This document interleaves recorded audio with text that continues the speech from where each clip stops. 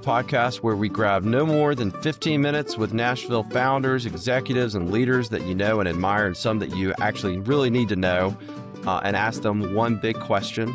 I'm your host, Jonathan Barnes, coming to you from the Work Hard to Lead headquarters in Brentwood, Tennessee, where we help Nashville area businesses win through fractional executive leadership.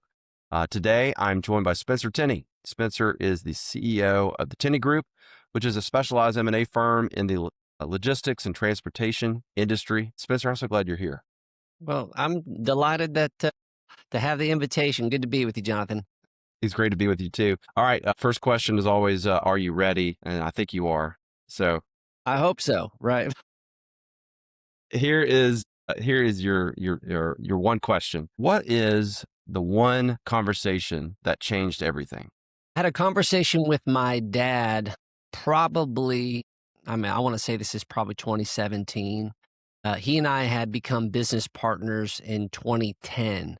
And over, probably 3 years prior to that, we got a hold of this book called Every Family's Business. And it was designed to help families do what they do very poorly in business, which is communicate on a regular cadence about what we wanted from the business and about what we didn't want from the business. And what we learned, as many of our clients that we serve learn as well, is like this is a process to kind of tease out authentic communication between, business partners who often, have a lot of respect, but you're often kind of tiptoeing around to not offend. And, and because of that, it took us a while to get to the ultimate conversation that kind of changed everything. And so the conversation that changed everything for us was, go ahead, kind of going through this exercise, reaching a point where the business was serving exactly what my dad wanted from it. He was providing a good service. He was, satisfied economically and stimulated by the work, but I didn't feel the same way. I had a very specific vision about the business. I felt like I was being held back.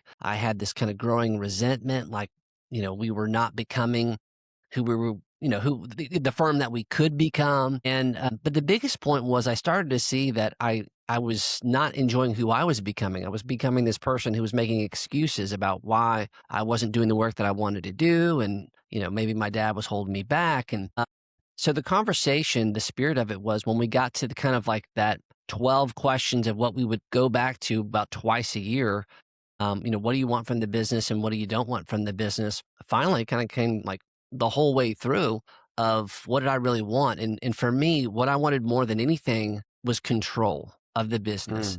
And for me, I'd reached the point in my career where I've done a lot of things, but I believe that I could do something very specific with this business that without control, I would never have that opportunity. And so more important than that, than achieving it was just knowing, do I have the stuff? I think this is a very common thing for men that they have to address that question.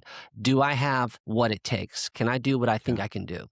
And so for me, the conversation that changed everything was just the transparency of saying like, Dad, I got to have this. And if you can't do it, if you can't make that available to me through some type of buyout or purchase, that is okay. I will support you. We'll figure out a transition if it takes a couple of years. I have to figure that out through through some business to see if I've got what I think I've got. Yeah. And I have to have that challenge. And so, what was very sweet about that conversation is that I think my dad really wanted that for me as well. But we also kind of uncovered some of his fears, which is like, hey, I want to support you. I want to be successful. But the thing that he hadn't yet shared with me was that I want to watch you be successful, but I still want to be in the game. Like I still have things to contribute. I still have ways to be useful. I don't want to be pushed aside and not part of it. And so, and since then, over like in the last 10, 15 years, we see this time and time again with family-owned multi-generational companies. Like this is a very common thing for this generational tension. And so what ultimately happened as a result of that conversation, we were able to take a situation where, two business partners, we love each other, we respect each other, but completely misaligned as far as vision for the business, appetite for risk, and energy and time we were prepared to put in that business to affect change. So that conversation was the beginning of helping us get into alignment, and that changed everything. That is amazing. So It sounds like there was a several year journey to get to that one conversation. And then after that conversation happened, you had, 10, 15 years of more conversations with that as the North Star, so to speak. I'm sure there have been challenges along the way in the journey, but what has been, uh, you know, the constant refrain that you guys keep going back to? Or is there one specific type of framework that you're using that, like, hey, that we got to talk about this, or is it just a natural conversation that you're having?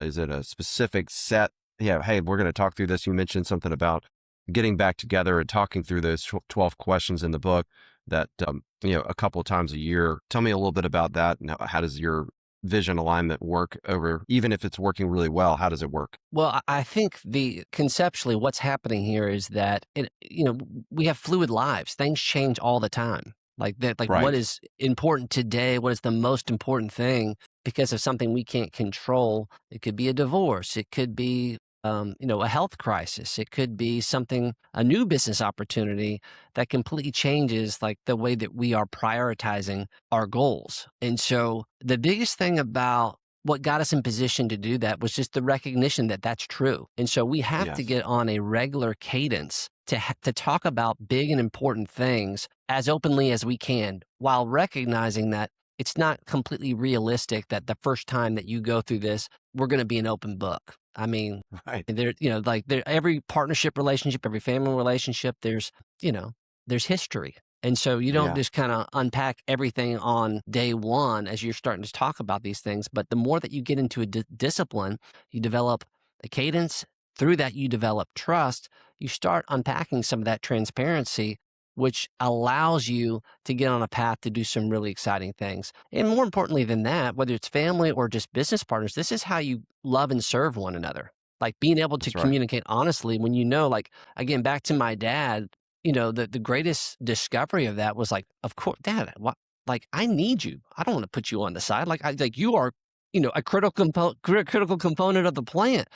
So, like, Sure. just to kind of address some of these fears that were unfounded. I mean, I think that's what, like, that is the recipe for avoiding a situation where you have a decade go by without having an authentic conversation with a business partner that you love and trust, or a family member that you really care about. And I think that is kind of the revelation that took place for us. And, while we continue to try to point people in business towards that same type of process. Yeah, I was going to ask. So, what you learned internally as business partners and family members, how have you applied that to some of the families and businesses that you guys serve? And where have you seen, I always like to hear great stories where that's, some light bulb moments, but, how has that changed the way you do business? And perhaps it's some great examples of seeing some success there. Well, I think the reality is that some folks, they want that to take place because of history. It's almost impossible to have it directly. So sometimes they need a formal or informal mediator to Yeah. help to facilitate that. I'll go to industry conferences and I'll talk to a large business owner of a logistics firm, and he's like, my son, he he can't do this. He's never going to be able to do this. And I just don't have the heart to tell him that, he's not being considered as a successor for this business. Meanwhile, 10 minutes later, I come across his son in the convention hall. He's like, "Hey, I saw you talking to my dad. Is he going to sell the business? Because like every night I pray that he just gets this away from me so I don't have this burden on me." But Yeah. they'll never have that conversation together. I was like, "Y'all need to talk. This is ridiculous." Y'all need to have a conversation because y'all are going to lose a lot of money tiptoeing around one another Yeah. when all you have to do is just kind of get in alignment. And I think it's just like any other relationship that's outside of business. The more that you're resisting a conversation that's tough is precisely the conversation that you should prioritize most. And I think that when I've seen business owners do that outside of my family, what do? They protect their families. They have wonderful Thanksgiving dinners together. They build generational wealth because, they're not making, critical decisions that involve, tens and hundreds of millions of dollars in silos. So I think Right. that's the main thing. And so that's when I see families functioning at a high level that are in business together, this has to be central. Mm. Well, I think I think I want to leave our listeners with the encouragement to have the difficult conversation. I think what you said earlier, the one conversation you're avoiding is likely the conversation you need to have. And if you need to have somebody like a Spencer in your life to help facilitate it, you need to do it as quickly as you can. Any other resources you think would be helpful for some of our listeners that you've used that have been very good and helpful on the way? I'd love for you to share them if you've got them on the top of your mind. Yeah, I mean, I mentioned the book Every Family's Business. It's a fable. It's kind of a very easy read. It's Sure. one of those that where it's if you're wanting to have a conversation when you could say, "Hey, I talked, I heard this guy. He said that families should read this book." It's a great way to kind of grease the wheels. It's not my book, but I've probably given out, I don't know, maybe 300 copies over the years Wow. Yeah. because it's a very non-threatening way. This is a fable. It's like a fiction story that kind of Yeah. unpacks the principles of this. And it's something that, maybe a father and son or a daughter and mother can read over a weekend and then say, yeah, we have some stuff that we should probably talk about. So I think that's That's the great. encouragement. Yeah. And, there's a host of different resources on this topic. I mean, I could, maybe in the notes list out several, Sure. but sometimes I think that we can overcomplicate just basic truths. I mean, the truth is, if you're not communicating about what you want and what you don't want, you don't need to go any farther than that. Like that's the one thing that you have to and it's like you have to start communicating about that, knowing that it's going to take a little time and repetition to get to the point where you're comfortable enough doing that well. And so I think part of the deal is just get in the game and start creating the cadence and scheduling that communication. And in doing so, you're putting your business in position to realize its full potential, and you're protecting the relationships around you that you care about most. Wonderful.